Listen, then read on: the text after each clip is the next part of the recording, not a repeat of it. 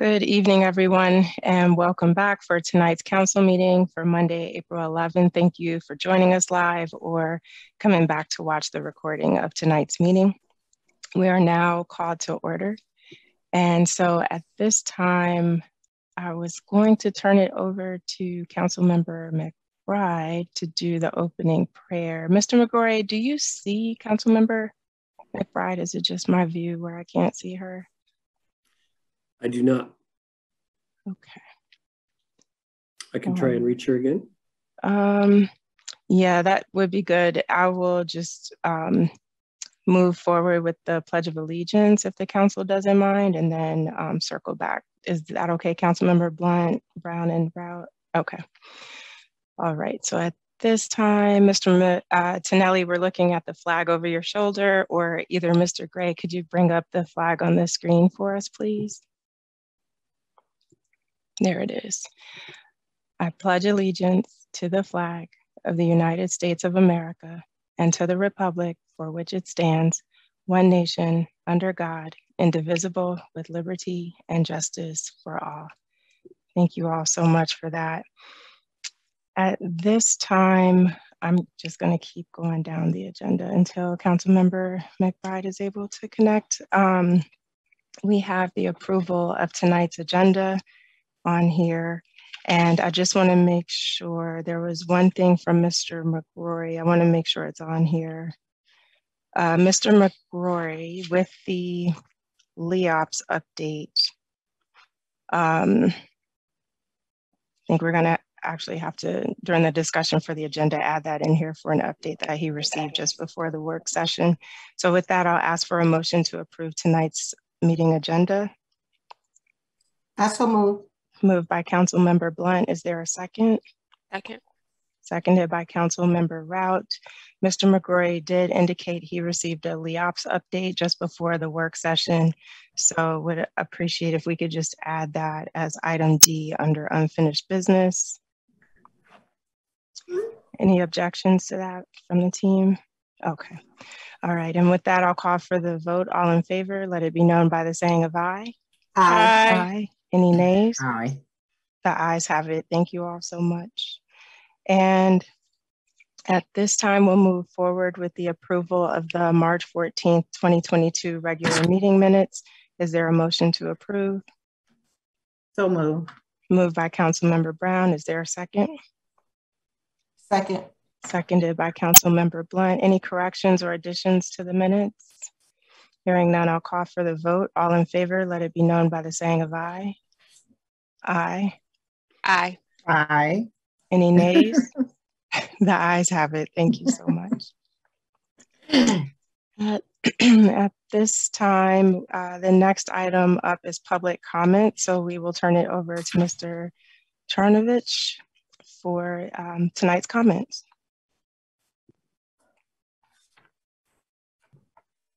Yes, thank you, Mayor James. Tonight we only have one public comment, which I'll read into the record. I'll try to read through it in 3 minutes. And it is from Bladensburg resident Valerie Pear Biggs.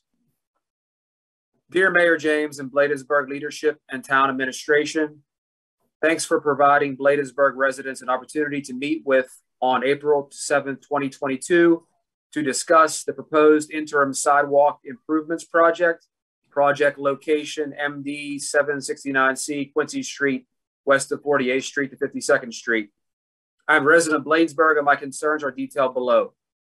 The virtual meeting notification was shared with residents on short notice.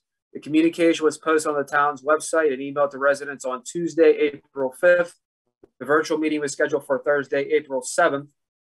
A leadership team that is truly vested in seeking to obtain feedback should enhance their communication strategy. Number two, the proposed concept presented did not demonstrate or create a safe, walkable community solution that encourages pedestrian activity, expand transportation options, and inviting pedestrian infrastructure that is accessible to serve residents of all ages and abilities in Bladensburg. Three, the proposed interim solution did not modify the environment to make it easier for people to walk or bike or increase physical activity. The solution included a modified asphalt walkway that is not a sidewalk.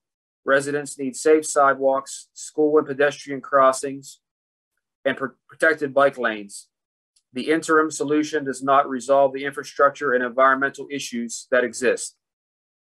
The proposed interim solution routes traffic into residential neighborhoods. Streets that are primarily impacted are Quincy and Newton streets. Routing traffic into neighborhoods increases risk to residents. These streets are designated as a school zone. Both areas have crosswalks for pedestrians. Increased traffic will impact walkers and biker safety.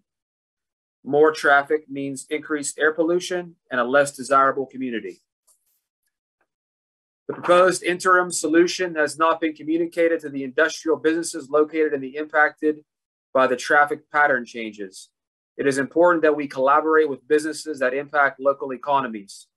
If we intend to be successful and want a walkable, safe community, it is imperative that we collaborate to obtain compliance. Enhanced road signage is not going to be the sole solution. In conclusion, town leadership and MDOT SHA need to revisit the proposed concept to create a long-term permanent solution that embodies safety first, pedestrian activity, expanded transportation options, and an inviting pedestrian infrastructure for Bladensburg. Examples of evolving walkable, safe community solutions in Prince George's County have been demonstrated in Hyattsville, Riverdale Park, College Park, Tacoma Park. If leadership is vested in creating a viable solution for the residents that they serve, please consider doing more research and working on an enhanced long-term solution. The interim proposed project concept is a waste of federal, state, and local funding and does not benefit the impacted areas. We are a minority community and we deserve inclusion. We deserve and expect better.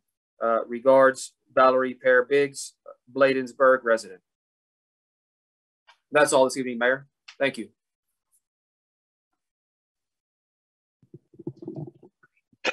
Great. Thank you so much, Mr. Charnovich, for reading the public comments submitted for tonight's meeting.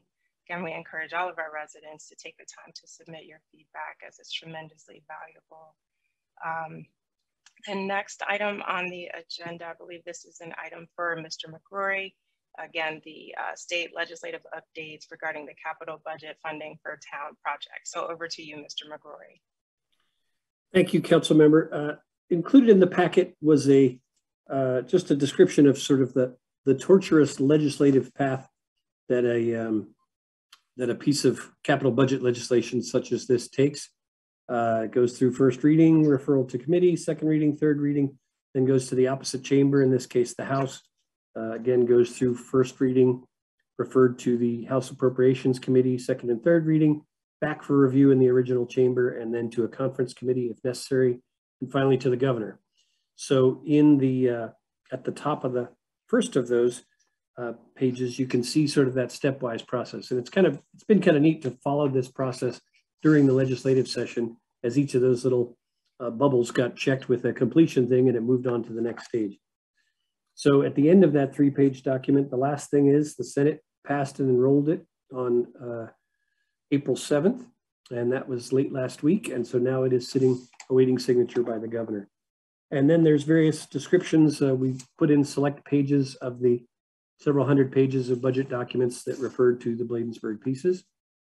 The action item here, if any, is simply to invite the council to opine or guide staff in our recommendation that was discussed at the work session, which was to engage the services of a project manager, ideally for the case of the new capital projects. The sense is that that would be a company that would be engaged with sort of a deep bench of individuals and experts in construction processes to help guide the town through the process of engaging an architect, finalizing the plans, and supervising the construction process.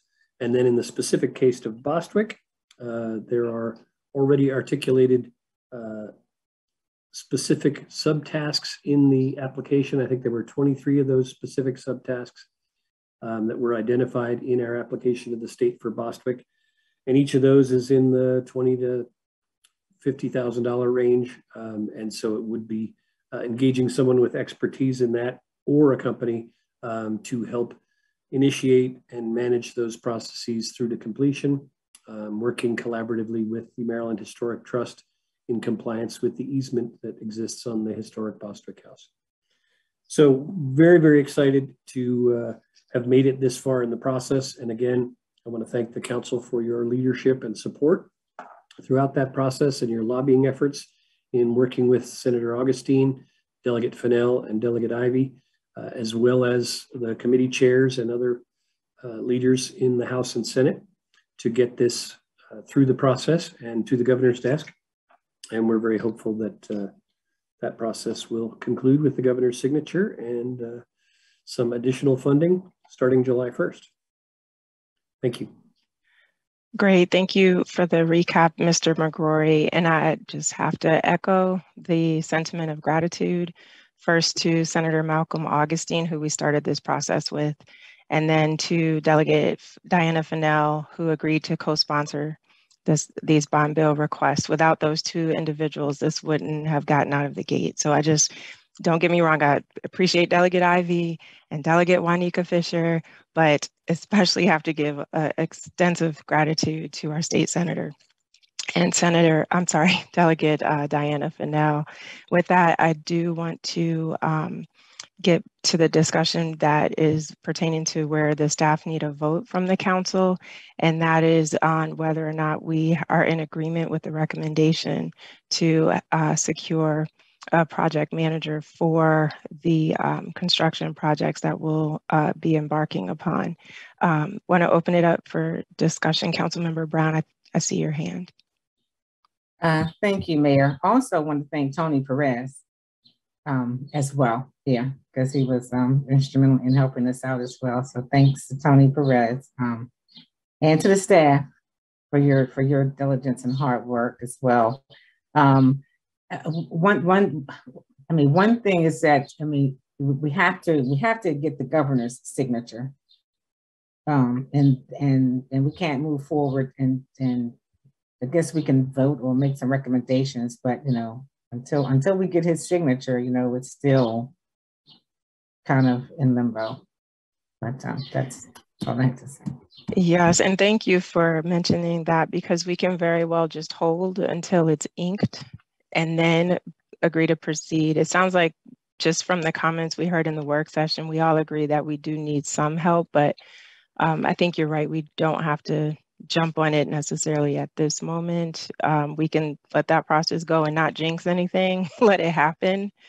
And I'm sure Councilmember Brown, you can probably pick up the phone and call the governor and say, sign here, sir. So, whoever can assist with inking this so that it is truly finalized, I think it does make a lot of sense to just hold and then take the appropriate steps once we know that it has indeed been signed off by Governor Hogan.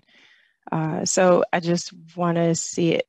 Councilmember Blunt, Councilmember Mcbride, Councilmember Rout, does that sound okay for you all, just to wait until we know that it's been signed off on before taking any next steps? Yeah, that makes sense. Okay. Yes. Okay. Thank you all. Thank you. Absolutely. And so with that, we want to move on to the next item, which is voting to move the June meeting to Monday, June the 6th. We discussed that the current date conflicts with the Maryland Municipal League Conference. And so is there a motion to change the council work session as well as the council meeting for, I believe it's currently scheduled for Monday, is it June 13th? Is that right? Okay, so asking for a motion to move that to Monday, June the 6th. Both meetings, I apologize, to move both meetings. I so moved. Moved by Councilmember Blunt. Is there a second? Second. Was that Jordan? No, I'm kidding. Jordan made the second. Just kidding. Councilmember Rao, is there any further discussion? Hearing none, I'll call for the vote. All in favor, let it be known by the saying of aye. Aye. Aye. Any nays? The ayes have it. Thank you so much. So happy early birthday, Councilmember Rout. Yes. Not Monday, June 20th. Thank you. Okay. The next item on the agenda is the Walkable Watershed Grant Letter of Support. Mr. Mcbride, I think this is a combo. Councilmember Brown and Councilmember Rout, all three of you are on this one. Yes. I will defer to the council members if you want, other than to frame. We put in the packets the other letters from the 3 other port towns and a modified draft that had been circulated by me with input that I received during conversations with Councilmember Rout and Councilmember Brown. So it could be the draft letter that you see before you or any modifications that the council desires. And that's all I've got. Great, thank you, Mr. McGrory. Councilmember Rout or Brown, did you have any additional feedback for the letter? Councilmember Rout? Thank you, Mayor James. Thank you, Mr. McGrory, for taking into the considerations, the points that I shared. And after speaking with Mr. McGrory, I feel more comfortable with the cash match that we stated that we were going to sort of put on the table as it relates to the in-kind donations as well. And Mr. McGrory did remind me that this is over the course of 2 fiscal years. And so it would be less of a hit on our budget than to have the cash be $5,000 per year over the course of 2 years to equal 10, so that we can have skin in the game. And that felt better than to just say that we were going to have $10,000 cash that we were going to match. But I did see that other municipalities are not providing cash. 2 of them are just providing support, whether it's staff time, construction costs. I did want to give that information to the council as well. So there are municipalities that in the port towns that are offering cash as well as in-kind, but regardless, the organization needs a definitive dollar amount so that they could put into the grant application. Thank you for that additional feedback, Councilmember Rout. Councilmember Brown, I want to come to you next. Okay, yeah, just real quick, definitely stormwater management is very important in the town of Bladensburg, okay, because we have some problems. So, I support it. It's great. Thanks a lot. Thanks for all the hard work and all the input. Thank you for that. And I know initially when they reached out to us, just as an example for the community who may not have been on the Walkable Watershed presentation, the whole idea is for communities like Bladensburg that are highly populated by minorities, very much impacted by watershed type issues such as us, are oftentimes in need of not just expertise, but dollars to help with walkable watershed programs. So whether it's using the Quincy Street example, the grant, and we did talk about this specific example, partnering with SHA, since we know they're doing a very long-term, expensive underground repair over there. They're putting in a permanent sidewalk on the south end of the street. Perhaps this is an opportunity to leverage the funds to partner with what SHA is proposing with an elevated, not only sidewalk, but stormwater management measures, so that we're not just putting a Band-Aid over a wound, but we're actually putting in implementation of strategies and tools to help minimize the water in that particular area. And so some of the examples fit this type of project perfectly.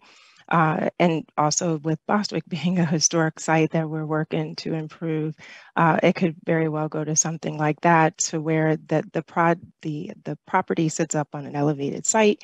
And so we could use funds from this, for example, to help mitigate some of the water flow from that area as well. So those are just examples of the possibilities, but I do want to just thank the staff, Mr. McGrory and Mr. Charnovich in particular. I know you were helping Councilmember Rout and Councilmember Brown with getting this together and really thinking through what an appropriate level of commitment is. So thank you to everyone who contributed to that. We've already voted to enter into the partnership with EFC, so we don't need to go through that again. And we also agreed that we would be part of this along with the other port towns. So really this was for awareness, to make sure everyone was on board with the amount of cash contributions as well as the in-kind contributions. So with that, Councilmember Blunt and Councilmember Mcbride, any questions, or are you both okay? Fantastic. Okay, the next item is for Mr. Mcbride to update us about LEOPS. Thank you. Well, in your email, you have received correspondence that I received today from the state retirement system. They have at last completed their actuarial analysis of the town, and I will admit it is extremely dense reading, and goes into extensive detail. The goal of which is to assess how much it would cost the town of Bladensburg to go from the current state retirement system under its terms and parameters into the law enforcement officers pension system. I think at this point, I'd like to defer to Chief Collington for any specific questions or descriptions you have. I do want to be sensitive to the agenda, but the action item is, I received this, I requested an update this morning, and they sent back this letter that was dated April 7th. Again, it's very dense to facilitate your decision-making and the budgetary implications thereof. Two particular factors.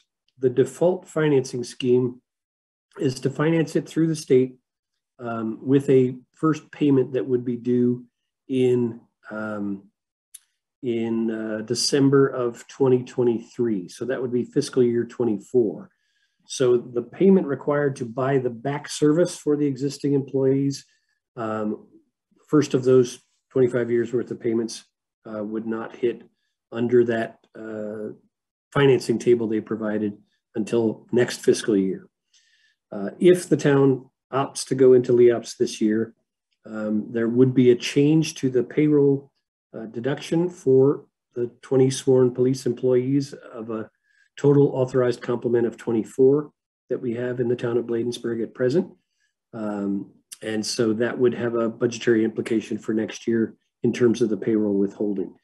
But the significant upsides, as the prior council heard during a PowerPoint presentation last, I believe it was September, went into great detail about the benefits to law enforcement officers for recruiting, retention, and morale purposes of having the opportunity to, as many jurisdictions do, be able to retire in a set number of years rather than the standard state pension system in which you vest after 10 years and then retire with a full pension at age 65 or thereafter.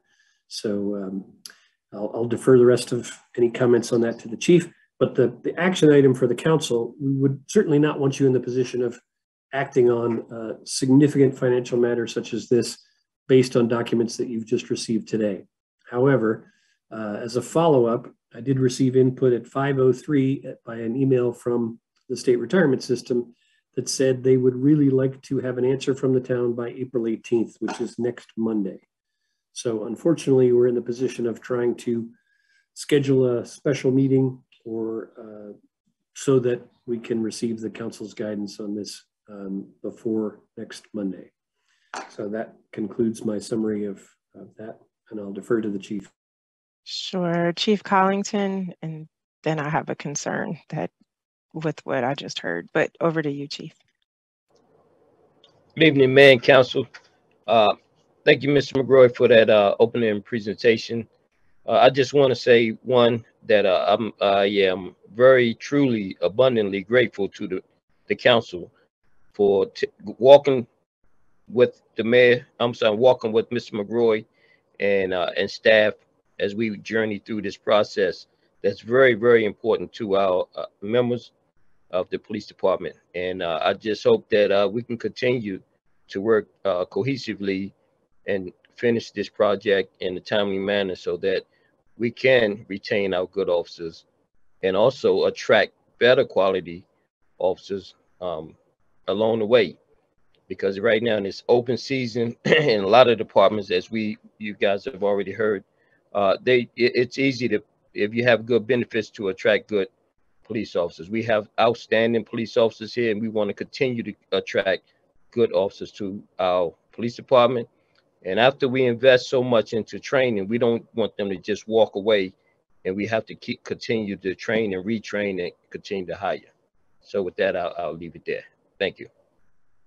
Thank you for that, Chief, and definitely understand and appreciate those sentiments.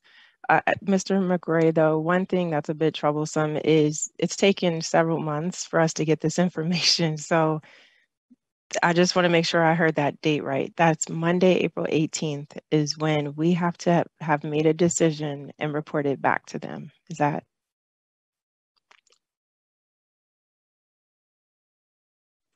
Hang on, sorry, I had to unmute. I was just literally pulling up the email because I don't want to misquote. Nope, actually, this was the email that I got at 10:51 this morning. Yes, but it is my belief, I will look and confirm that by the end of the meeting, but it's my belief that the requested date for a decision is April 18th. All right, so I guess we'll have to touch base and get your help with gauging the availability of council. I know some are on spring break this week. We have Good Friday, Easter holiday, and some things going on. So we'll do our best to, be as flexible as we can to get something on the calendar right away. But thank you for that update. I'm glad they finally got the numbers back. I mean, we've been waiting for months and months and months and months. So it almost made it feel like they forgot about us. So that is good news. We're moving. Any further questions from the council on the LEOPS update? Okay. The next item takes us to financial business. The first one being budget matters, the FY 2022 merit increases. Thank you, Mayor. And effectively, we're going to lump these first two items together. As I mentioned at the work session, the merit increases, the reason to have this on the agenda was simply to inventory that there will be merit increases applied for those eligible employees who were employed with the town as of July 1st and continue to be employed as of today, and are still on the scale that was approved by the council back in January. So those employees will be getting their merit increases retroactively, and that'll show as a marginal increase in the fourth quarter of fiscal year 22, our current fiscal year. So I just wanted to put that in play to sort of frame the budget discussion. And at this point, and to kick off the budget discussion, I think the first order of business is to describe a little bit about our intentions or a possible model for spending under the American Rescue Plan Act. And so I'm going to share my screen at this time and just sort of talk you through. Is everybody seeing that? Yes. The ARPA spreadsheet? Okay. So you may recall, and I'm starting down here at the bottom of the total for fiscal year 22, that's our current fiscal year. The town council had approved a budget amendment to pull in $350,000 of the total of $4,933,971 into the current fiscal year. Subsequent to doing that, you authorized pandemic bonuses for staff to the tune of $97,000. And we did, in the documents that were submitted in support of our capital funding from the state, give a statement of intent that the town would budget $100,000 towards the municipal center. Now, those documents were submitted by staff and approved by the council after the fact, and they did not specify which bucket of money they would come from, whether from reserves or from ARPA, but they are ARPA eligible. And council may recall that the American Rescue Plan initially had a number of constraints. There were only 7 spending categories from which funds could be drawn.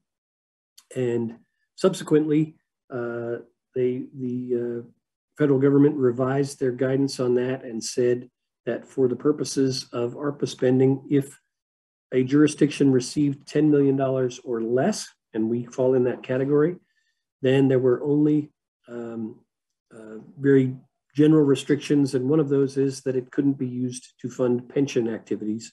And it also couldn't be used to fund a tax rate reduction. So with the rest of those conditions largely removed, we find ourselves trying to itemize sort of the existing commitments and to put in place things that the council had not specified into a spending framework for the coming fiscal years. And so I wanted to sort of lay out how this could look. And this is not approved by the council. It's marked here clearly as a draft. So it's just talking points to sort of get from here. We have spent $97,000 so far. We have intentions to spend this year of another $100,000. There is the possibility of using this to fund the initial payment for ShotSpotter, for example. And then that leaves $128,000 uncommitted for the current fiscal year of that total of $350,000. So these highlighted ones with the sort of beige highlighting are things where the council has expressed an intent to spend money in the long term in the documents that it submitted to the state in support of its budget request from the state. So for the Bostwick restoration, the town indicated that it intended to spend $150,000 in fiscal 23, $175,000 in fiscal 24, and $50,000 in fiscal 25. Those were intended as kind of triage funds with the $500,000 we're receiving from the state and $50,000 from the Amen Trust to stabilize the structure and kind of address some of the major challenges with the structure and do some long-range planning for what we might do with the facility. So that's the three highlighted fields for the Bostwick and our commitments for that. Of course, the staff submittal can't bind future councils to actually allocate those funds, but that is a statement of good faith. And nor did the council specify that that should be taken out of American Rescue Plan funding. With the municipal center, we did indicate in our documents submitted to the state that we would budget $100,000 this year, $500,000 next year, and $500,000 in fiscal 24, with the presumption that the $500,000 coming from the state would be expended during that time. And the remaining, this last number here, this 1.9 million, is really a catch-all. When you add up all these totals over the fiscal years for which ARPA spending can be deployed, anything that was left unspent, because we know the total cost of the municipal building, sorry, I've got your faces in the way here, I have to move that around. So we know that the total cost of a new municipal facility is going to be well above the $3.5 million for the total project. So here we see we have $500,000 from the state, assuming the governor's signature, and we have $500,000 from the state for Bostwick. So we've anticipated that any additional uncommitted ARPA funding that isn't used for some other resource would presumably get used here in fiscal 25 to complete the municipal building. Obviously, we're going to have to finance at least another $4 to $6 million or more to complete the structure, given the cost estimates we've received from the initial pass from the architects and engineers who advised the town previously on this. So this, the layout of this document was simply intended to show how this could pan out. And then the town in the submittal for the Federal Job Training Center, for the Trades Job Training Center that was submitted to the federal government, indicated the town would pay 10 to 20% of the cost of that. And the town received an allocation of $1 million from the federal earmark, or so-called directed spending. So the total cost of the projects here are just our penciled in statements of intent thus far. So nothing else on here is committed. We did anticipate that we would hire staff through ARPA funding to help manage these programs. And if, as we've described, much of this ARPA money is going to go to capital projects, including the new town hall, the Bostwick restoration, and the Federal Job Training Center, then this is one of the options for funding those positions that we just described earlier, including the ARPA grant position that had been approved previously. I believe that was back in September, October, somewhere in that time frame. So again, those highlighted areas are things that the town has tacitly committed to. This last one here, and this is a preview of coming attractions. When we talk about the fiscal year 23 budget in the immediately following discussion, we have put in a pandemic inflation adjustment. So inflation is currently running at 7.9%. That's the annualized inflation rate as of last month. And that is eroding the value of staff salaries and purchasing power across the board. So you'll see inflation adjustments throughout the municipal budget for the fiscal year 23 budget that's being proposed. Our belief is, my belief, at least I'll frame it that way, is that the sudden burst of inflation is largely attributable to the pandemic. That the pandemic hit and immediately there was large-scale joblessness, severe disruptions to the macro economy. This was an international effect, and the government, federal government, took steps, as did the state government, to launch a massive infusion of capital into the economy, partly to help individuals pay their bills through tax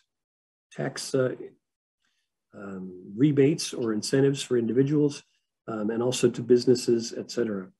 So if that reasoning is to be believed and is agreed with by the council, then this one-time cost of that 7.9% inflation adjustment that would be applied to the pay scales could be funded out of the ARPA funding.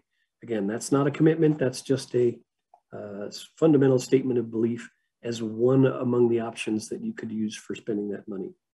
So again, just playing this out through the course of the fiscal years, ShotSpotter that the town authorized does have an annual cost. And just framing this out, if we paid the first half of the roughly $50,000 a year cost in fiscal 22, the second half and the next year's cost of 25 plus 50 in fiscal 23, and then 50,000 in the remaining eligible out years, we could pay for that entire 300,000 and thereby have multiple years of ShotSpotter service. Now that doesn't presuppose that council must fund it this way in the future, but it's simply an option to show how that could add up to deplete this total of $5 million. And at the end of that time, if you said we've done this experiment with ShotSpotter and the council could reevaluate with the absence of the ARPA funding, is this a cost that we want to take on to the general fund budget or not? Similarly, the ARPA funded staff, you would anticipate those staff will expire. There's a rough inflation, an anticipated inflation adjustment in here, and then half a year's salary. The remaining funding, all of the ARPA funding must be spent by midway through fiscal year 27. That is December 31st, 2026. So we've anticipated this as a half year cost only. So with this matrix created, it's just there as a talking point for you. There's still uncommitted funding in the first year. There's this residual balance in the second year, and you may or may not decide, excuse me, that these are your spending priorities for the future. But I just wanted to lay this all out. Excuse me, as a reminder, the council went through these discussions with staff and with the residents and with businesses. We had public outreach meetings to solicit input, and there were many, many fabulous ideas for how to spend this money. But given that, as you'll see in the current year budget and the proposed fiscal year 23 budget, we do have these significant financial commitments that have been made and are anticipated that are new additions. This spending model could be the model that the council adopts for the future for its ARPA spending. And you could at any time swap in and out various priorities from among those other options. But this was again put together after those public meetings happened before the rules changes that enabled a much more broad approach to general government spending than was in those specific categories. So I think I'm going to conclude the ARPA piece there, and I can pause for questions if the council wishes, or I can move right into the proposed fiscal 23 budget. So I see one hand before I go to council member route. I will comment one, thank you for putting this together, but also stressing it is draft, because I appreciate the intent here, but do feel strongly that we need to a greater extent incorporate some of the feedback from staff and resident program recommendations so that the majority or some percentage of it that's greater than what we're seeing here is reflected in those, because we asked for their input and ideas on some specific things, and I want to make sure that we're sensitive to that feedback. Councilmember Rout, I see your hand. Thank you, Mayor James. I totally support the comments that you just made, and I do appreciate the time that staff made, but my concern is that we heard significant concerns from our residents as it relates to their needs as a COVID response. As we are still in COVID, we still have the need for masks, we still have the need for tests. I did not see that reflected on this American Rescue Plan spending plan. And so I do appreciate the opportunity to being able to swap things out. But I do think that we need to take a deeper look at, as a council, to see what are some of the themes that we saw as the needs. Mental health is a need. So whether that's having more awareness, mental health awareness fairs, just like as I had talked about in the work session, bringing to the town, bringing mental health staff on, preparing our residents with safety mechanisms such as masks and test kits. I do think that we need to balance this ARPA spending plan a little bit more with some of the things that our residents have need, because this is heavy on what staff and what we need to move the town forward. And I do think that businesses and what their needs were as it relates to specific grants, as they had shared during their listening session. So I would like for us to really consider an equal across the board approach to be able to incorporate everyone's ideas. Thank you, Councilmember Rout. And so let me just scroll, sorry, my view changed, Mr. McGrory, when you started. Okay, Councilmember Blunt, I see you now. Sorry, you weren't on the initial queue. Go ahead, please. I don't know how to raise the hand. I'm still back in the day. But so where are we on hiring someone to the opera person, Mr. McGrory? Yeah, so we had put the advertisement out. There was not a robust applicant pool, to say the least. We are still open to doing that. Again, that was a very specific full-time position that was envisioned with specific credentials and capabilities. I'm certainly open, as we talked about recently in sort of the project management category, to considering other alternatives. I know some of our neighboring jurisdictions have hired part-time or consulting firms to perform this task. So I'm certainly open to exploring whatever options there are, but our effort was to implement the council's specific task, which was the job description that was approved. But we can certainly revisit that notion. And again, with the rule changes having taken place subsequent to the adoption of that job description, the adherence, the amount of compliance effort that will be made trying to shoehorn whatever programs are funded with ARPA money into those 7 specific funding areas are no longer the case. So kind of the ground has moved under our feet with regard to, that's not to say we don't need that staff person helping us deploy these funds appropriately, but we don't need them to specifically spend significant time evaluating whether the programs fully comply with those 7 funding areas, if that makes sense. But you did say other people are using contractors, or maybe you can explore, maybe use some of them and see what happens. Just to have another eye, that's all. Agreed. Yeah, if that can be expanded a bit, I think Councilmember Blunt is correct. We need to be creative and not compromise on what our expectations are. There's somebody out there, there's the right solution. So we just may have to get a little more creative with how we're trying to get them. So Mr. McGrory, so you had 15 minutes here and you're past 15 minutes. So do you, yep. And Mr. Charnovich, I see your note. But the budget session calendar is important because we need to make sure that we're all able to be there. So I'm going to be a little graceful and give you a little more time because we've got to get into this. So back to you.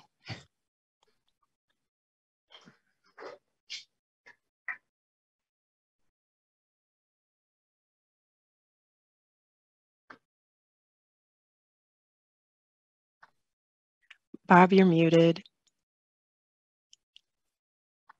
I had a lovely conversation with myself. There you go, you're back. I can't believe, is that a vote to approve the budget? I think I'm done. Thank you for pointing out my unmutedness or my mutedness. So this is the official presentation of the budget. And let me just preface this by saying the ARPA thing that you just saw was wholly put together by me as a roadmap of what could be. It is absolutely draft form, and the staff had limited to no input into that. So it was just a framework, because on Friday it became apparent to me that we should have a larger framework for this, since that funding goes over multiple fiscal years. With that said, I will dive through briefly to just focus on the high points. So the fiscal year 22 budget was for $7 million of revenue. And down here, again, I'm trying to work around your faces on my screen, which maybe I can shove off to the side here. But it also Bob, shows. I'm sorry, Mr. McGrory, if you just grab the top of the box and slide it over, if you have multiple screens, it will disappear. So that way you can have the whole view. Okay. Let me know if that works. Yep. I did it. Okay. So the current fiscal year budget is $7,005,000. We are on pace to expend about 90% of that, which is a good thing, because in these expenditures, we anticipated transfer from fund balance of about $500,000. So just in as much as that frames the proposed budget for next year, we are anticipating revenues of $8,400,000. And that includes the tacit input of $1.3 million from the ARPA. So just understand that that is a carryover from the spreadsheet you were just looking at, that is in the highly draft format. It is absolutely without the council's input, other than your validation of those capital matches for Bostwick and for the municipal building. So with that said, if you reduce these, reduce the amount of federal funding you put in, or you reallocate that, that number is going to change, and that'll infuse among different departments throughout the budget. But this is a balanced budget that shows total revenues of $8.4 million. It does anticipate a transfer from fund balance of $710,000. But again, as we anticipate for the current fiscal year, our hope is that we will not need that transfer. The town's practice has been to budget fairly conservatively, and that practice is continued in the current fiscal year. So here is a little window of the revenues. 48% of the revenue comes from real estate taxes. The next largest components is anticipated as transfer from fund balance at 9%, and business personal property taxes at 9%. Income tax is a large portion at 7%. And then of course that significant federal funding at 16%. The remaining amounts are all fairly modest and are explicated on the revenue sheet that follows. So here's the detail of the revenues. Again, this went through the constant yield process and looked at this number. The anticipated, or the total value of properties in town for the next fiscal year is $546 million, times the current tax rate of 74, gives you this $4 million influx of revenue, and that is the largest component of revenue. I'm going to defer the rest of the discussion of revenue for the budget work sessions that have already been scheduled, or that will be hopefully approved. And then these are the department budgets. Public safety incorporates 59% of the overall budget of the town. Public works 12%. The ARPA budget, as we mentioned, the capital portion of the ARPA budget is $975,000 of that 1.3 million. The rest of it, the shot spotter piece, is shown over as a operating expense on the public safety side, for example, and the anticipation of the COLA, the cost of living adjustment of 7.9%, is diffused among these salary departments. So that is also an operational issue rather than a capital one. And the administration department is showing at 12% as well. Moving to the specific budgets, again, during the budget work sessions, we will go through these and talk about individual line items. But the increase here of roughly 8% is in line with the inflation rate that I just described as informing the COLA.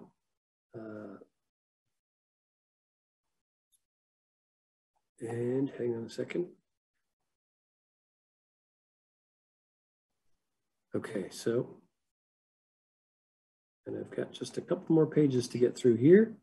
The administration budget shown here. These segments have been combined for the administration budget, the town administrator's budget, the town clerk budget, and the treasurer's budget in a general category of administration. This is something I've talked about several times as a matter of operational efficiency, that it enables us to treat these budgets as one unit, and which is in effect how we perform our jobs. The town hall unit, in contrast with the legislative function of the mayor and council, and the police department and the public works department.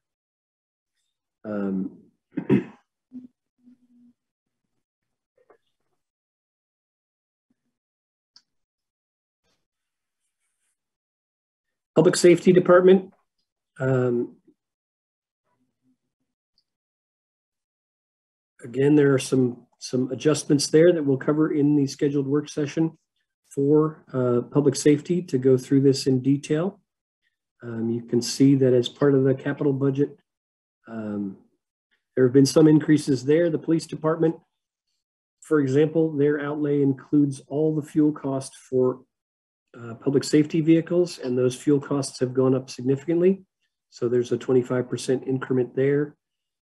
In addition, we've anticipated 4 police vehicles and 9 police radios to be acquired as the capital portion of the police budget. Public Works anticipates a capital portion for street repairs and shows a 5% increase.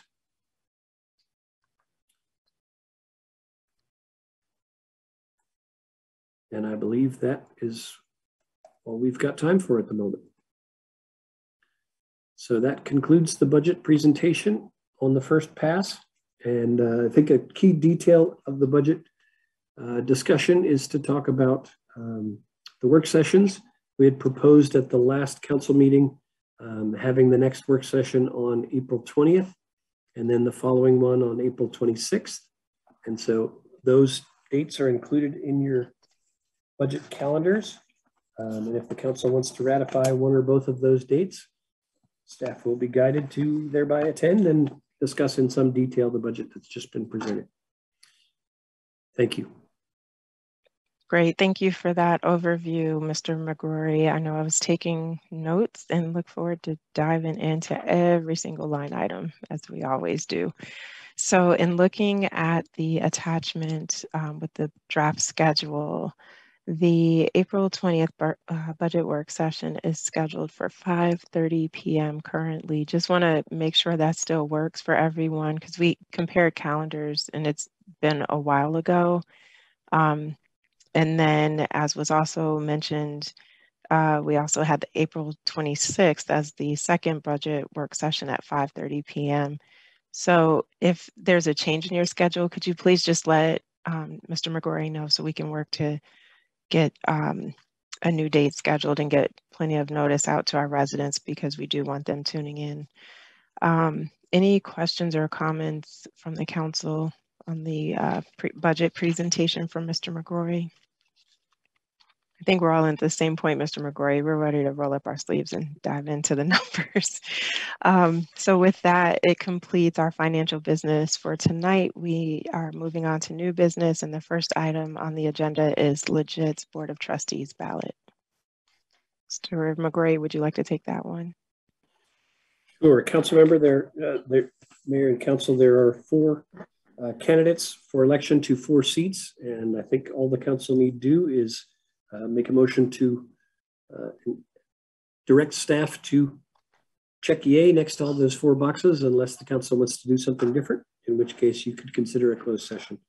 And again, the Local Government Insurance Trust is owned and operated by its municipal and county constituents. We choose the board of directors, and it provides insurance solely to local governments. Thank you. Thank you for that overview, Mr. Mcbride. And as we discussed in the work session of a few hours ago now, there are a couple of candidates on here who have strong financial and insurance experience and backgrounds. And in addition to that, happy to see a local representative on here who can speak to the needs of smaller municipalities such as Bladensburg as they're advising legit on matters as the Board of Trustees. So with that, I'll call for a motion to approve the 4 candidates listed on our ballot box. Oh, sorry, Councilmember Rod, I just looked up and saw your hand. Go ahead, please. Let me hold on the motion. No, I so move. Oh, trying to be called on. So move. Thank you, ma'am. Is there a second? I'll second. Seconded by Councilmember Blunt. Any further discussion? Hearing none, I'll call for the vote. All in favor, let it be known by the saying of aye. Aye. Aye. Aye. Any nays? The ayes have it. Thank you all so much. So Mr. Mcbride, we'll lean on you to get this submitted and returned back to the email provided on the ballot, or Mr. Chernovich, whoever you designate. Next, we will move on to Resolution 01-20222. I had asked Mr. Mcbride to place this on tonight's agenda because anyone who's seen the news over the last 5 to 6 weeks, it's hard for your heart not to be pricked by the conflict going on in Ukraine right now, as they were invaded by Russia. And during the Maryland Mayor's Conference a week and a half ago, we did pass the resolution that was shared with the town council to show solidarity with those residents. And I believe everyone also received the resolution that was passed by the town of Colmar Manor. And so while this doesn't go that far, when you're looking at your language, you do have to be careful. If you're saying, please come here, we welcome you, I think you have to have the resources to provide for those individuals, and that you have to be very sensitive to that. And so just wanted to put this before the council for consideration, that we would pass this resolution. And the reason I kind of tear up is Councilmember Irina Hobbs, her sister and nephew are in Ukraine, and she's in Colmar Manor, of course, and having a very, very difficult time trying to get them out of the country. Of course, the male relatives are not allowed to leave because they have to stay and fight this war. And so when you know people impacted, it's hard to just look away and think, oh, this is happening thousands of miles away. But it's affecting people right here. And in fact, one of the mayors from Port Tobacco, Maryland, while he's Polish American, he's got relatives who are there in Poland who are trying to help some of the evacuees. So it's just so many people are being impacted, and just wanted to ask the council if they would consider the resolution. Mr. Chernovich, would you mind reading it out loud for the benefit of the public, please?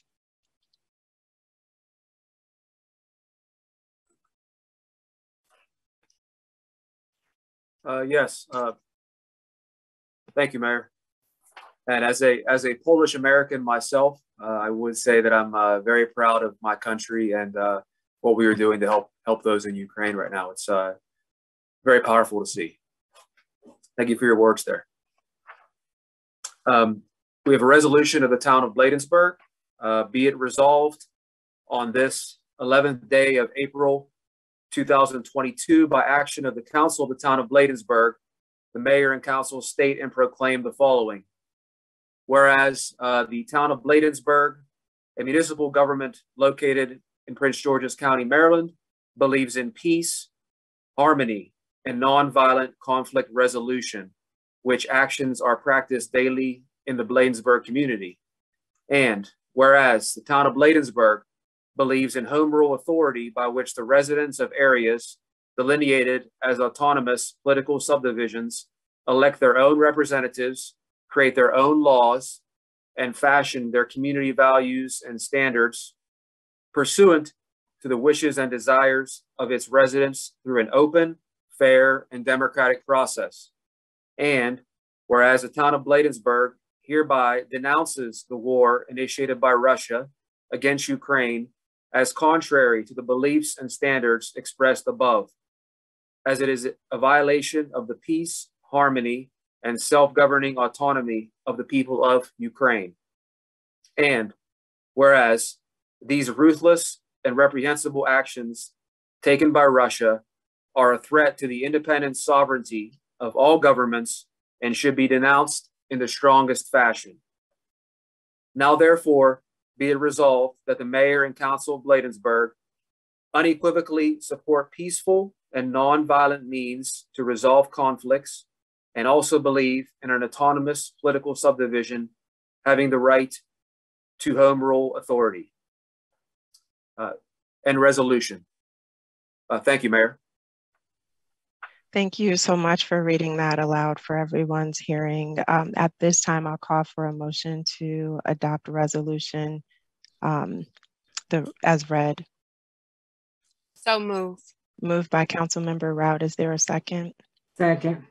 Seconded by Councilmember Brown. Want to open it up for discussion. Yes, Councilmember Rout. Yes.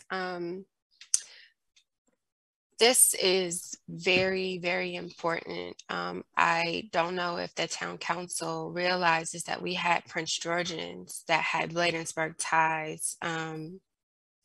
There was a young man who played professional basketball in Ukraine, and he was actually stuck in Ukraine when the war started to break out. And so there are Americans that are still stuck over there that have Prince George's ties and Bladensburg ties. And this is just senseless violence that did not have to take place. And the mere fact that individuals are stranded and they are having to defend somewhere where democracy lived and enacted is just brings chills to my spine. In addition, I was part of a group that worked to get that young man back, and that was working with our state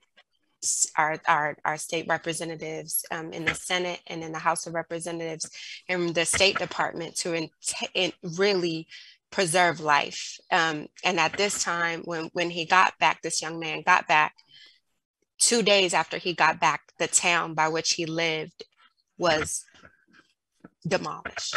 I mean, so this is real. And I just, I pray for them always. And I pray for the young people the children that are affected, and for the Americans that are still stuck there, because this is very traumatic. And we talk about mental health and mental wellness. They do have PTSD, some of them. So we should just pray for peace and pray for comfort for all that are affected. Are you? Thank you, Councilmember Rout. And so with that, seeing no further hands, I'll call for the vote. All in favor, let it be known by the saying of aye. Aye. Aye. Aye. Any nays? The ayes have it. Thank you all so much. Next item on the agenda is the Mental Health Awareness Day. Councilmember Rout, over to you. Thank you so much, Mayor James. As I shared in the work session last year, we had our first mental health awareness event, My Peace mental health awareness event, where we had an outdoor wellness event. We had some fun, but really the purpose of the event was to bring active resources, speakers, experts on mental health and mental wellness to our town of Bladensburg. It could have been better attended because we had 3 rain dates, but we had actual people enroll in services on site and save their life. And mental health is plaguing our town, our county, our state at an egregious rate. Children, our young people have been affected, and in minority communities, mental health and mental wellness has been frowned upon because that has not been well accepted culturally. And so this event is to really bring forth the opportunity to raise the flag on what is mental health, what is mental wellness. I wanted to be able to provide resources, not just little papers that people can take away, but you can enroll on site. You can get help right there. So last year we had jujitsu demonstrations, we had a maternal health speaker, we had nice decorations, and it was a serious opportunity, but it also had a little flavor of fun. And so at our budget session last year, we did have a vote in the affirmative to have $5,000 to expend on this event. And so I would like for the town council to approve that amount that was budgeted for, so that, and then we can all collaborate and work together for the second Saturday of May to have this event in our town park, and we can have our rain date already on our flyer so that we're not, trying to run around and find our rain date. But to bring mental health support to our town is it's needed. We've had lots of mental health tragic events that have happened throughout COVID. And I think this is something that we can all collaborate on to make sure that these resources are well spent. And so I'm just asking for your support with the budgeted item of our mayor and town council budget. Thank you, Councilmember Rout, for that overview. Any comments or questions from the town council? Okay. Councilmember Blunt. Okay. Yeah. Again, that was an excellent program that you put together with the services, and I will support you this year as well. I'll help you and I'll support you with the program because it is needed. It is needed. Thank you, Councilmember Blunt. Councilmember Brown.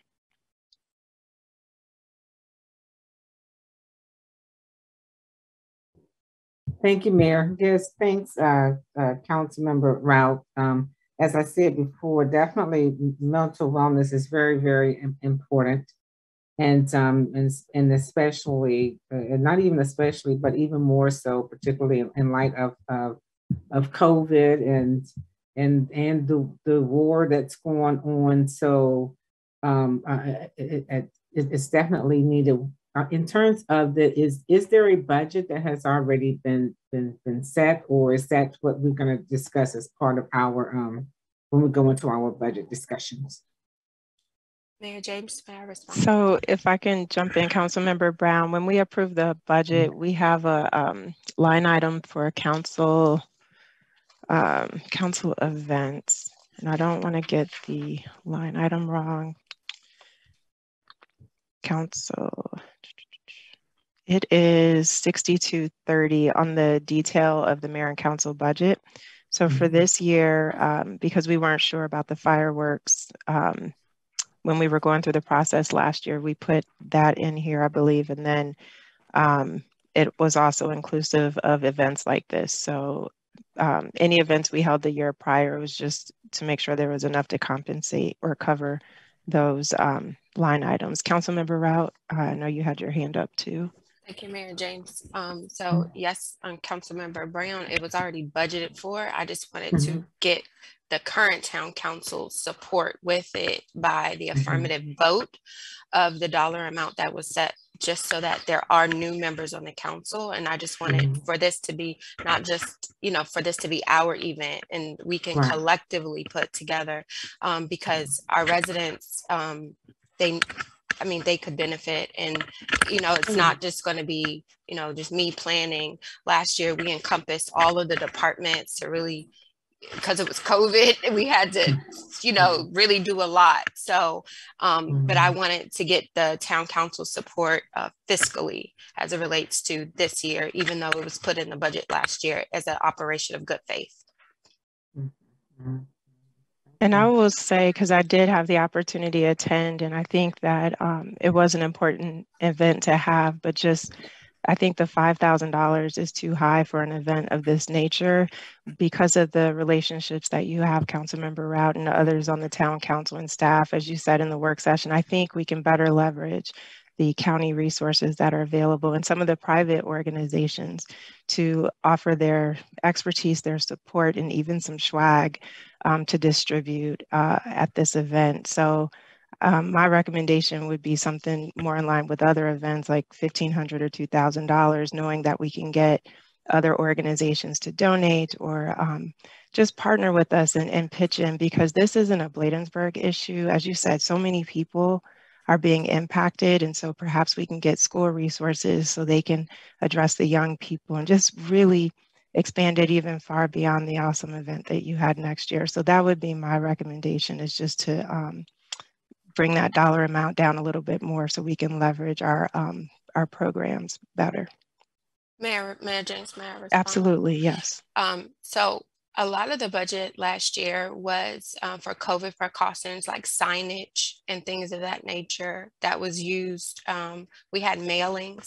And so a lot of the budget was used for that last year so that we had an EDDM. So that was a large portion of the budget. So if we are going to be reducing that down, we will solely be relying on our methods, the methods that we have used in the past. And so if we crunch, like if we look at what we expended, a lot of it was postage and printing and things of that nature. So to pivot for a reduction, I feel like the residents would be losing out because we had already established kind of what this would look like. And so as an operation of good faith, I would just request that the town council currently seated keep it at the same dollar amount of $5,000, as similar events like the senior event was $5,000. And so that is a similar event.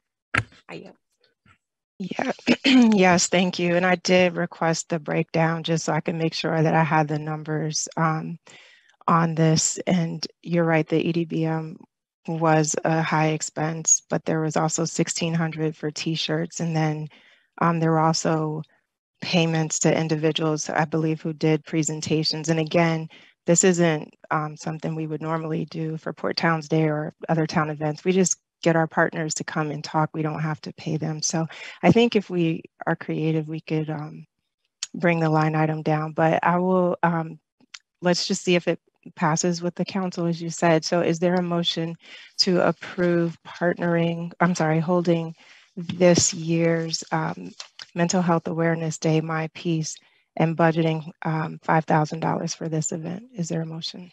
I so moved. Moved by Councilmember Blunt. Is there a second? Second. Seconded by Councilmember Rout. Any further discussion? Yes, Mayor James. Sure. I would not like to name it My Peace Mental Health Awareness Day. It'll just be the Town of Bladensburg Mental Health Awareness Day because it is proprietary and that individual is on medical leave at this time. And so I would not want to use that individual's proprietary information. So I would like to request to amend your motion of amendment to move that the town council supports the Bladensburg Mental Health Awareness Day by funding this at the rate of $5,000 as budgeted last in our budget session. Thank you for that clarification. You're right. I don't want to make that mistake if the person is not a part this year. That is serious. Any further comments or questions? If not, I'll go to the vote. All in favor, let it be known by the saying of aye. Aye. Any nays? Nay. No nays, but I did have a comment Sorry, I didn't see your hand. You know what? Because I was trying to get there. And I think it's great. And I think because I know that the EDDM with the mailers and those types of things, that they're very important. And if the $5,000 line item is there, I think we can, just if we can just try to look at some creative ways. If we don't have to spend all the $5,000 and we can get some partners to come in and get some collaborations and stuff like that. But it's definitely definitely do support it. Yeah, thank you for that, Councilmember Brown. Because you're right. For example, I remember seeing boxes of T-shirts after the event. So we don't need that same level of funding. That's my thought. Some things are probably left over that we can repurpose for this year. So that's why I was thinking we could make it more in line, given the resources and the outlay of funds, because again, 5,000 was expended, but in looking at the detail, you also have to think, Mayor James, this event was moved 3 times because of the weather. And we anticipated 200 people coming to have those 200 shirts. And the great thing about it is that the shirts didn't have a year on it. So it can be repurposed, but it's proprietary. So I don't want to use those same, shirts. But that's why I said I'm open to working with our town council on really reconfiguring and working with you all to make sure that we're not duplicating something. But I do think that if there is something that, we want to be able to spend our money on as it relates to a wellness activity, that was something that can be good. I mean, I think we did great for it to be 3 times moved, and for it to be well attended. We can't control the weather, and we were looking at the safety, and so those shirts would have been handed out if we did not probably move it 3 times. I mean, it was moved 3 times. Right. And what's the date again? I'm looking at the she said second May Saturday 14th of May. May 14th? Yes. Yes. Okay, May 14th. Great. Thank you so much. So the next item. So did the motion carry? It did carry, yes. Actually, Councilmember Mcbride, I heard 3 nays. Were you, I'm sorry, 3 ayes, but I didn't hear Councilmember Mcbride. If you want to put it in the chat, we can't seem to hear your audio. But regardless, even if it's 3-1, the motion carries. The next item is the Port Towns bus purchase. This is, I believe, a combination of Mr. McRory and Councilmember Blunt. Again, I know we talked about another form of transportation, well, actually 2 other types of transportation opposed to buying a bus. And again, do we have to table that today, or can we first get together and talk about it and then table that bus purchase? Because I just found out about the bus purchase. So if it's other avenues that we can use, I'm open to it, but I just want to have some type of transportation for the seniors. So I'm open to it. I don't want not to have anything, because I was there when they first started the transportation along with your husband, and to take that from them. We know they love it. We know they love it. So at the end of the day, let's look into it. I really want to buy a bus.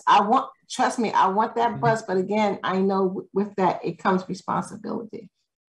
And thank you, and we're not taking anything away from the seniors. I know, but trust me, I'll be right there on you. I know that. Well, you wouldn't be there on me because definitely as long as I've been in Bladensburg, and I think I can say this for all the council members. I mean, we do care about all of our residents, from our youth to our middle age to our senior citizens. So that's just not. And it's not just for the seniors. That's the misconception. It's not for the seniors. Yeah. It's for anyone who wants to ride. I know, but you just keep referencing seniors, and you're not going to take it away. I mean, because I'm always do that first. I know, because you work right. Absolutely. I mean, it's okay. But Bob, if you want to finish up, you can. Well, thank you. Yeah, our understanding is the town of University Park would like to move this off its books.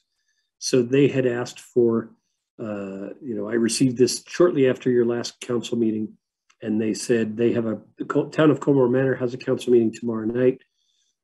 So the hope was, in order to get University Park an answer, and since you only meet monthly, that if the town council could make a decision tonight and then convey that guidance to the town of Colmore Manor, then they could move forward. I did email an amendment to my recommended motion. I put in the council packets a motion that would authorize the staff to move forward with this. And I just emailed a revision to that. If the council is interested in considering that variation. Again, if you empower the staff, we could use ARPA funding for this. This is a capital project and a one-time investment. I mean, it's obviously a periodic investment, but if we're replacing a 2003 with a 2015, that's a 12-year shelf life we might anticipate, and that seems like a positive thing. But the council could authorize up to a set amount and empower staff to go look at it and kick the tires. You might say, hey, University Park, why don't you go take it and get it inspected, and we'll reduce the cost by whatever it costs us to get it through inspection. Something like that. But we're happy to move forward with it if the council wishes, and do whatever the council directs. Thank you. Thank you, Mr. Mcbride, for the additional background there. And I do see the note that you sent between the meetings about the motion modification. I think where we left it, though, in the work session was we do want to continue to offer this service to our residents, and we understand the need for it. However, there wasn't clear consensus that purchasing a 2015 bus would be best, and there's some other options that we should look into. And not that we have to take a long time to do it, but Councilmember Rout mentioned the Lyft and Uber option.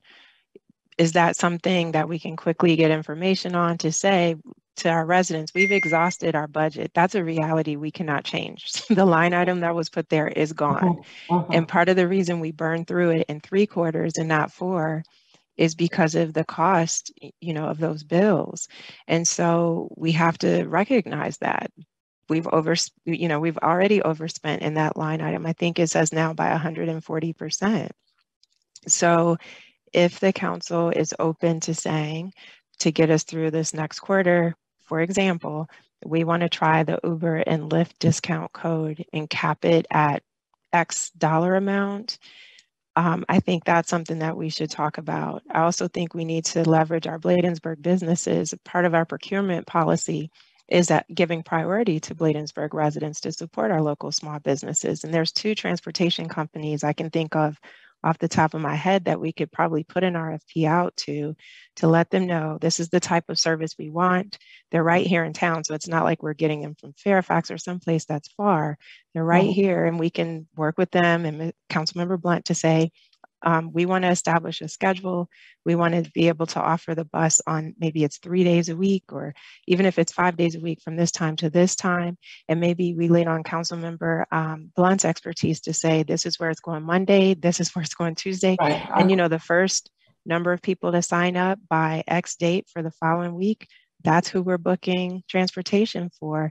And at least we're only on the hook for the exact number of rides that are being administered versus overhead of salary, fringe, insurance for the driver, insurance for the vehicle. And then heaven forbid, if that vehicle is struck in an accident, what happens then? So we're transferring all of that risk to a professional transportation company, again, who's right here in our own community, that we're supporting them. They're helping us provide services, again, not just to our precious seniors, but to any residents who are in need for that service. So I think we have some great options that the council shared, and we should just say in the next week, we need to figure this out and come back to the community to say, this is how we're going to move forward. Councilmember Rout, I'll come to you, and then Councilmember Brown, I'll come to you next. Thank you, Mayor James.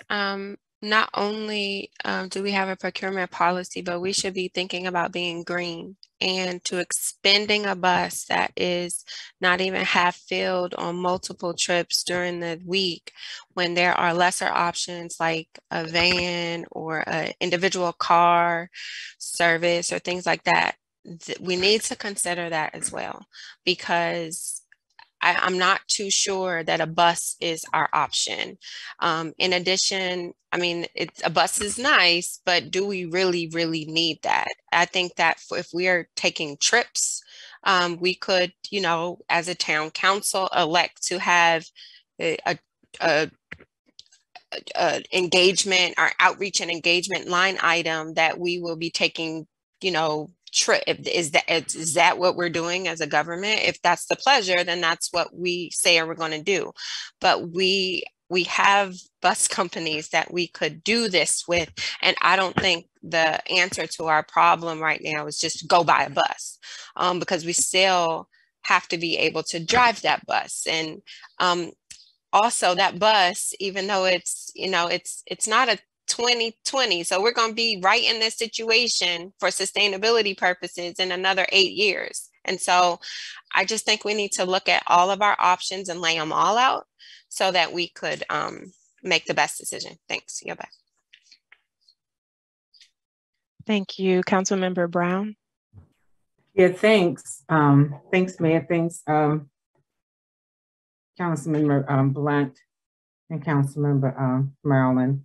You know, I think, I mean, we definitely all want to achieve the same goal, and that is to provide transportation.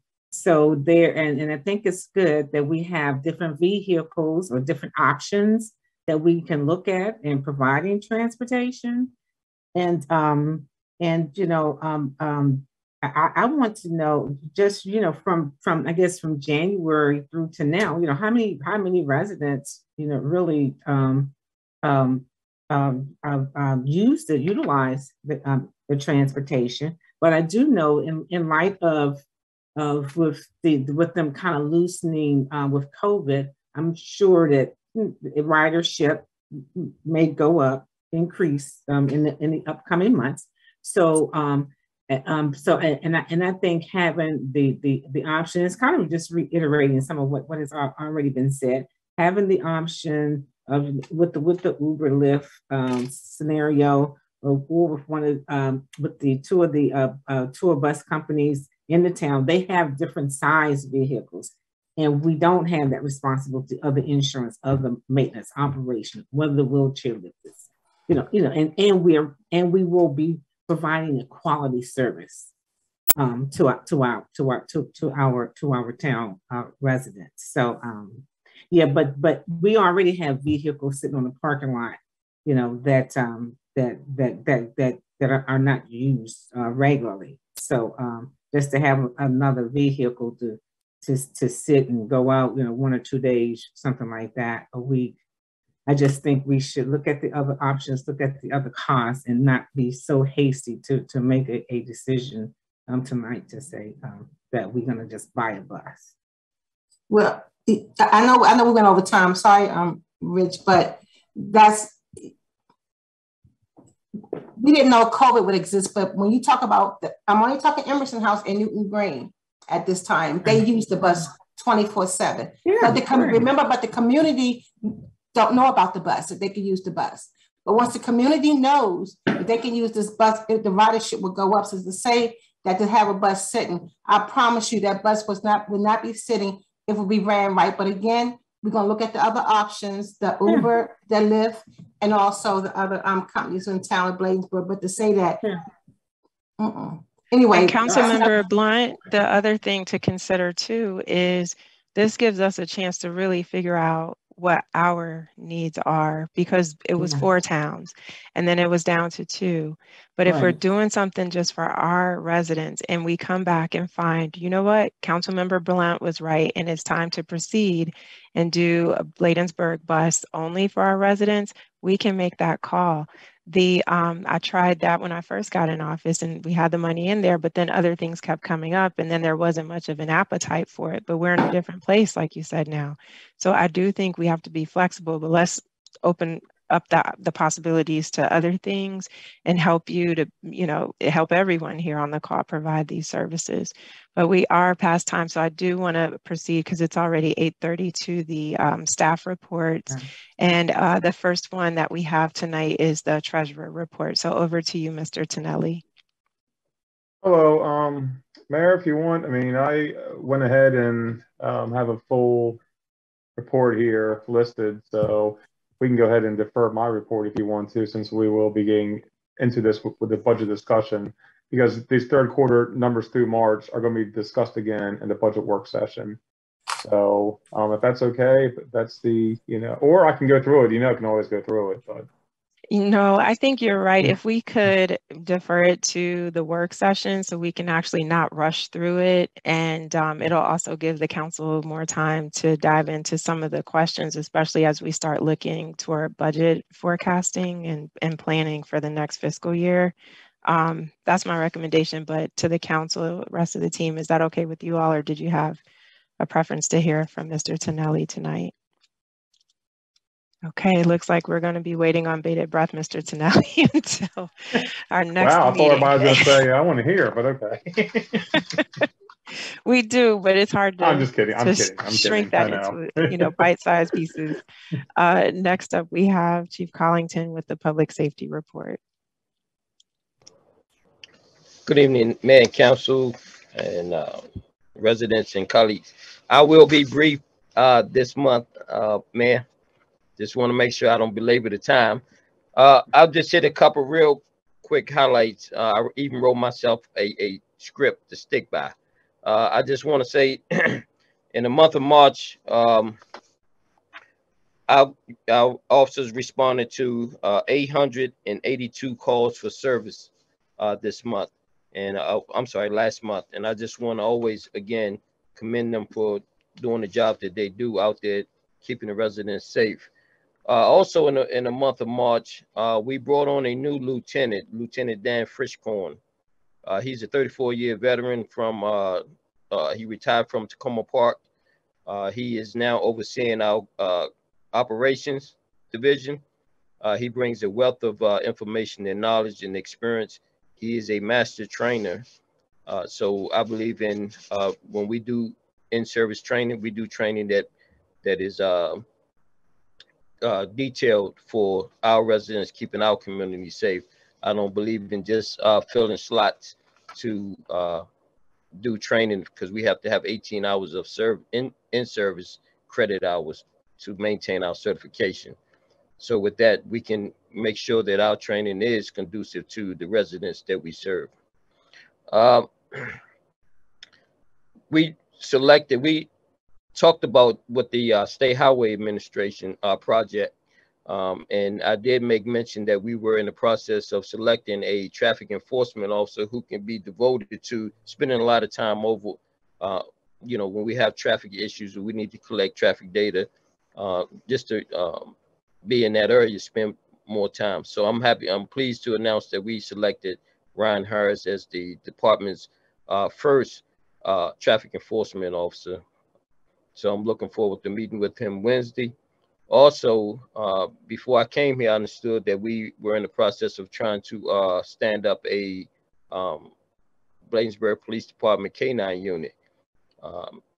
So I resurrected that project, took it on, and I'm happy to say and inform the council and the council and community that we have launched a process to select officers for that, one officer for that position. We did contact the vendor down in Tar Heel, North Carolina, where we purchased the first dog.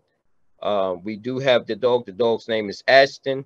He is a year and a half old German Shepherd.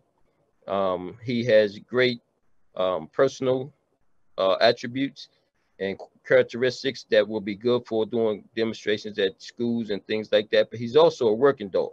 So I'm happy to let everyone know that will be forthcoming. This week is April the 11th through the 15th is National Public Safety Telecommunications Week. So we do want to take time to honor our dispatchers. And I see Bob Mcbride put up 3 minutes. So I'll end it there, that we do want to take time to recognize our dispatchers who, even though the community don't see them, they are the first people that they talk to when they call in, when they're in the crisis. And I can't thank our communications officers enough for the job that they do as well. They are a lifeline for the police officers out on the street. And I'll end it there. And the rest of the information is contained in my report. Chief, thank you. And thank you to the officers for the great work you guys do each and every day and night. We truly appreciate you. And I'm so happy the K9 project is finally moving forward. So special shout out to you for that. The next report we'll have is the town clerk report. Oh, sorry. That hand got me again. I told you it's fading into the background. Council Member Rao, thank you for speaking up. Chief, the questions on the floor for you. Thank you, Chief Collinson, for sharing your report.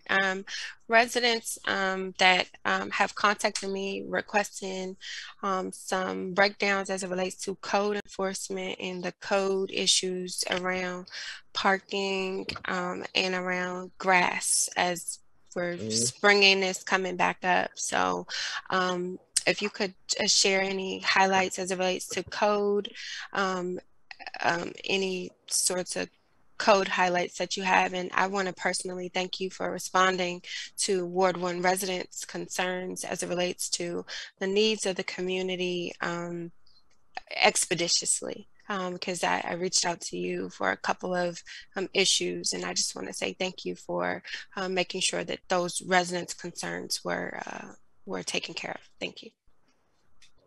Thank you very much. I appreciate that. We always here glad to help the community out. So with regards to the highlights for the code enforcement for the month of March, there were 12 bulk trash reminder notices issued. Code enforcement removed 22 signs from poles, 19 from right-of-way. Year to date, 94 signs have been removed. There were 15 abandoned autos in residential areas, 6 in the business area, 2 in apartment areas, 12 were impounded. Year to date, 76 abandoned vehicles have been impounded. There were no grass violation notices issued. Code enforcement did receive 3 complaints for graffiti, and they did address those. So I can tell you that with Ms. Tamaya Tolliver, our second code enforcement officer out there, along with Mr. Benjamin Moon, as well as our supervisor, Sean Reinhardt, the 3 of them make a good team. They complement each other, and they are very busy out there. So any complaints that our residents have, please send them in to us. We do want to respond to them and mitigate the situation. Thank you for that, Chief. And I will also just remind the public that the stats that you just heard are part of the code enforcement portion of the monthly reports. And I believe now, Chief, you include them under the public safety report. So on a monthly basis, any resident can go to our website and see that information reflected in the report that comes from the Chief's department, which is inclusive of code enforcement. And as it relates to graffiti, if you read the Public Works reports, there you'll see references to if there were specific areas in the community where they had to go and remove graffiti. So we try to report out on that information on a regular basis. But again, thank you for that question. At this time, we'll proceed on with the town clerk reports. Yes, thank you, Mayor. I have nothing formal to report on this evening, but I would say that some of the things that I have been working on and my department will spring forth during our upcoming budget process. So I just wanted to point that out. And also thank you, Mayor, for I heard that Fairfax County shout out earlier. So Team Fairfax here. So thank you. So on the resident side, let's clarify, only on the resident side. Touche, valid point. That's right. Thank you, Mr. Charles. Thank you, Mayor. Absolutely. And next we'll move on to the town administrator. And if you can wrap in Public Works, that would be helpful as well. Thank you, Mayor. The Public Works Department has, I'm starting the timer on myself, and I'm going to jam these both into 2 minutes. Public Works Department has a written report that is provided in your packets. Note there's some safety issues that are raised there. I also want to note that I'm not immune to responding to performance feedback. And after last meeting, one of the pieces of performance feedback I got was that I failed to keep the department heads to their 3-minute limits with their reports.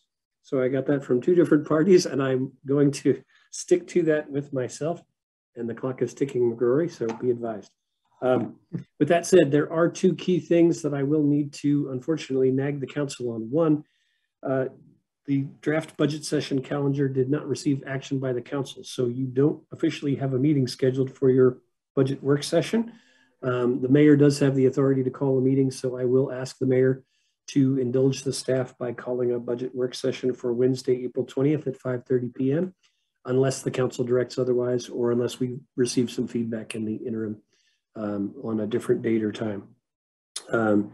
And lastly, given the deadline that was set by the state for response for LEOPS, that would require a council meeting, and the council meeting requires 24-hour advance notice.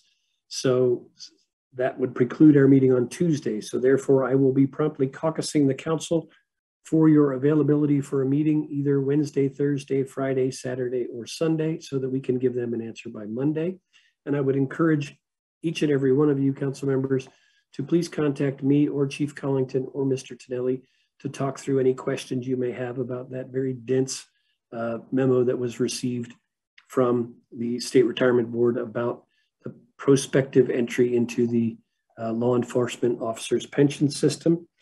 And at 1 minute and 10 seconds remaining, I'm going to conclude the town administrator's report. Thank you very much.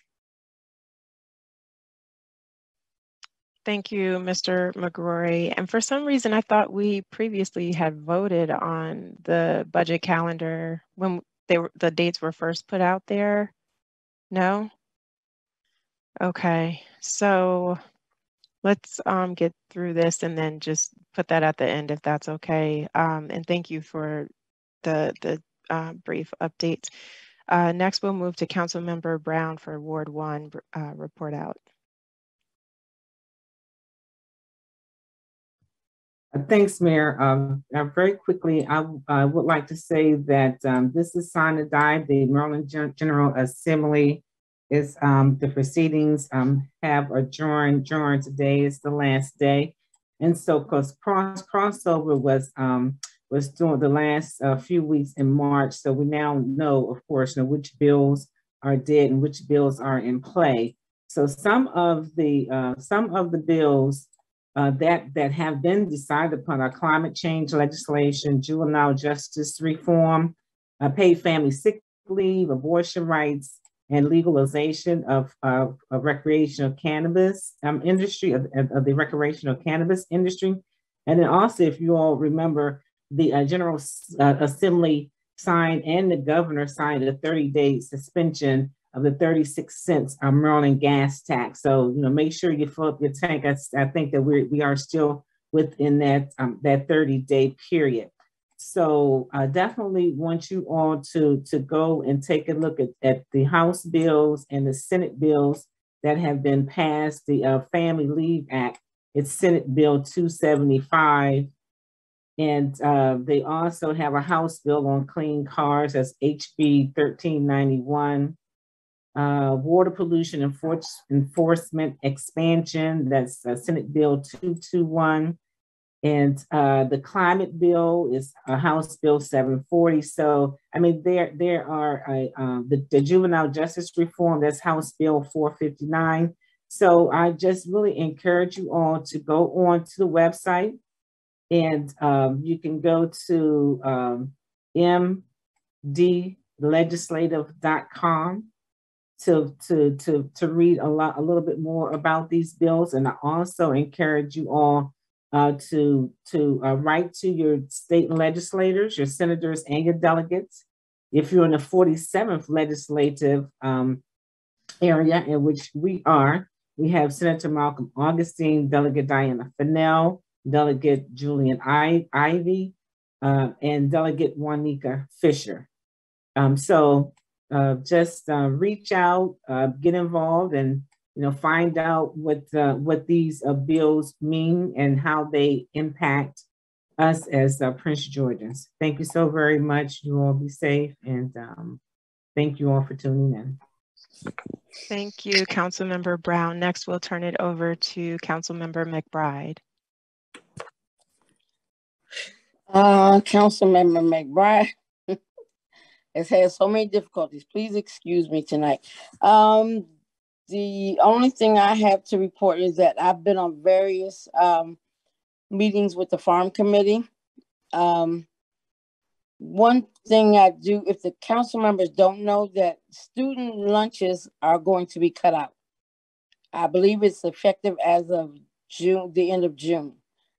You may want to verify that, but the committee is currently trying to see what else can be done, because we know that students within the in the Maryland area will constantly be affected by not being able to have, and some families really rely upon those school lunches, even during the summer months.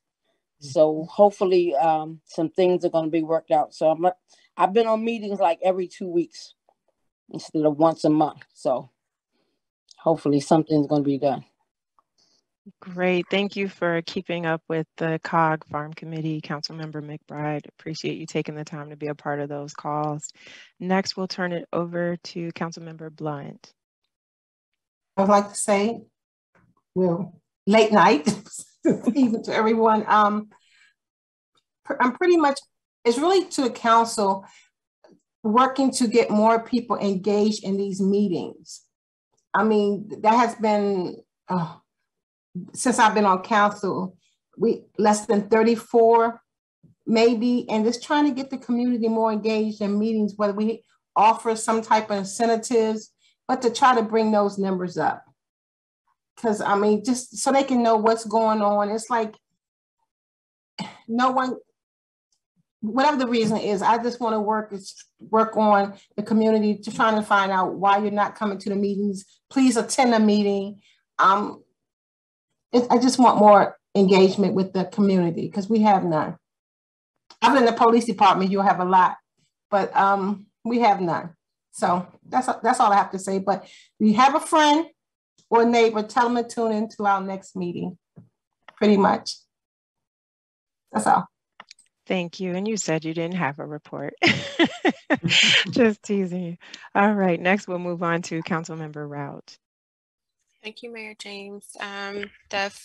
For the last month, I have been really working with residents in Ward 1 to understand their perspective on the parking issue, as we talked about at our last meeting. So I have surveyed 27 homes.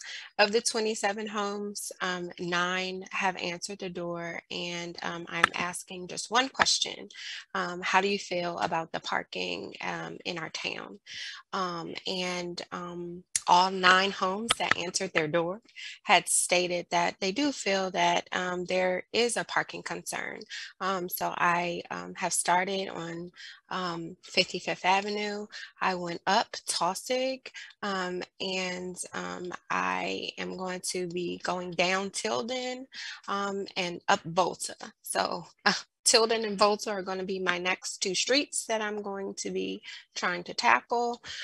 So if I come, I'm your council member. Welcome. Just answer the door, because I'm not selling anything. I just want to survey and speak with you as it relates to the parking issue. So I wanted to report out on that. Councilmember Brown and I have also been talking to address some of the residents' concerns as it relates to parking. So we've been responding to those requests. I have been, the county meetings on the COVID-19 response have been reenacted. So for the last 2 weeks, there have been COVID-19 meetings, because the numbers are back up in Prince George's County. We do have a variant that is present in Prince George's County, and it is highly susceptible, more than the Omicron variant, but it is less volatile. So please continue to wear your mask. I know you're not required to, but please continue to wear your mask to reduce the spread of COVID-19. Booster shots are also available to those 12 and up. And so if you do meet the qualifications for a booster shot, you are allotted, and there are lots of free resources for boosters, such as local pharmacies in town and outside of town, and the state of Maryland will cover the cost of the vaccination. Lastly, right before I logged into this meeting, I was advocating to Senator Will Smith as it relates to this HB 833, the Safe Harbor Bill that protects our vulnerable young people that have been preyed upon as it relates to sex trafficking being prosecuted. So that was a very important bill that I wanted to follow, and I reached out. And so they're supposed to be taking a vote tonight. I have not checked to see what was the status of it. Thank you, Mr. McGroy, for getting your second booster. I got mine too last week. I just want to just, those are the things that your council member has been working on. And like always, if you would like to reach me, you can follow me on social media platforms, Jocelyn_Route. And also, you can also send me an email. Thank you. Thank you.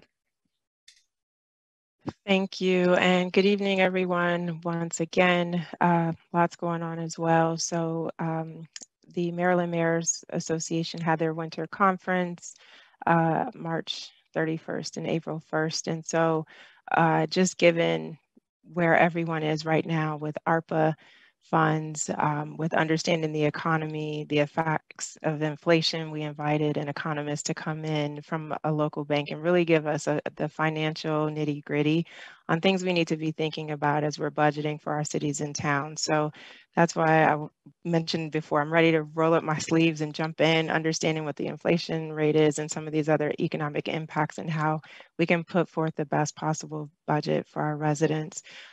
As I shared before, the Maryland Mayors Association is one of the sponsors for the If I Were Mayor contest.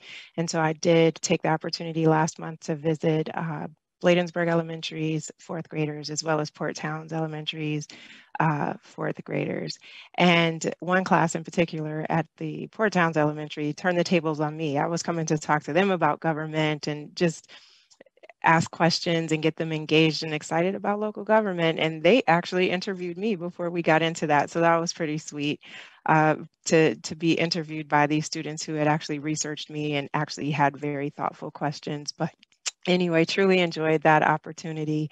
Also had the chance to attend last month's Climate, Energy, and Environmental Policy meeting and wanted to share with the staff, now's the time.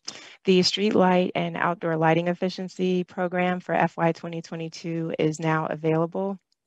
And this is to help, it makes grants available to help with replacing outdated and less efficient mounted fixtures in the community. And there's up to $2 million in this award. I'm sure it's going to be competitive, but there's some places in town where I think we could certainly take advantage of this grant. So Mr. Charnovich and Mr. McGroy, I'll send over the information and along with the application deadline, but that was one of the updates that we received from the Maryland Energy Administration.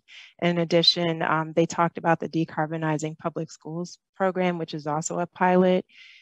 Given that there's some school construction that'll likely be going on for our middle school students in particular that attend William Word, I think it's a good time to be informed about the funding opportunities and the ways in which they can build the new facility and decarbonize that building. Many don't realize buildings are one of the highest sources of greenhouse gas emissions. And so having sustainable practices and specific things as part of the construction and architecture can actually make your building more green if you get that in on the front end.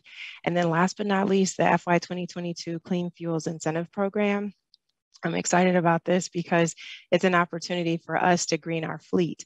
And so if Chief Collington wants a police motorcycle for the fleet, that is an EV, this is our opportunity to apply for that. We're expanding our services. If there's another vehicle that is needed, Chief, as part of the fleet, again, the whole idea is to really start moving away from fossil fuels with what the town is doing in terms of our transportation. Again, another high emitter of greenhouse gas emissions. So I'll make sure more details are shared with the staff on these grant opportunities that exist right now. And in addition, we'll work to provide more updates in my written report. And so with that, I wanted to check my clock. I think I got it under 3 minutes. I didn't see. Oh, no, Mr. McGroy said that's 3. All right. And then the last thing is wanted to ask if the council in our final agenda item would be open to approving the proposed budget calendar that Mr. McGrory referenced previously. As I said, I apologize. I thought we had already approved that when we first began talking about the budget preparation process, and we were putting our dates out there.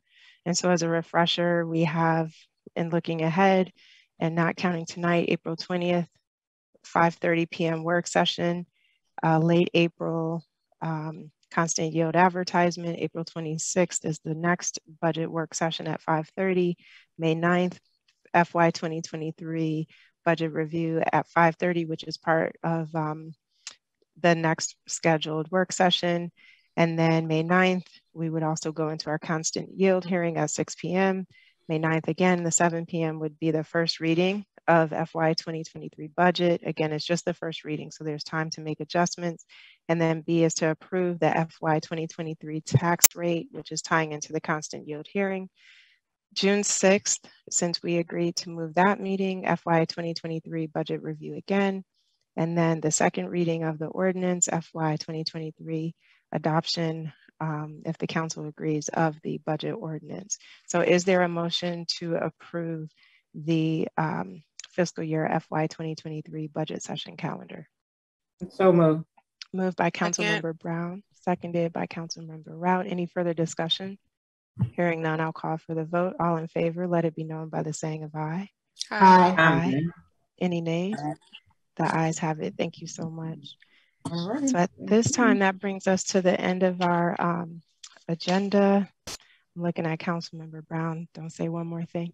With that, may I have a motion to approve our adjournment? Raise my hand.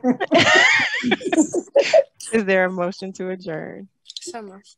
Moved by Councilmember Rout. Is there a second? Second. Seconded by Councilmember Try to McBride. get out of Any further here. discussion? Let's give it a shot. Hearing none, I'll call for the vote. All in favor, let it be known by the saying of aye.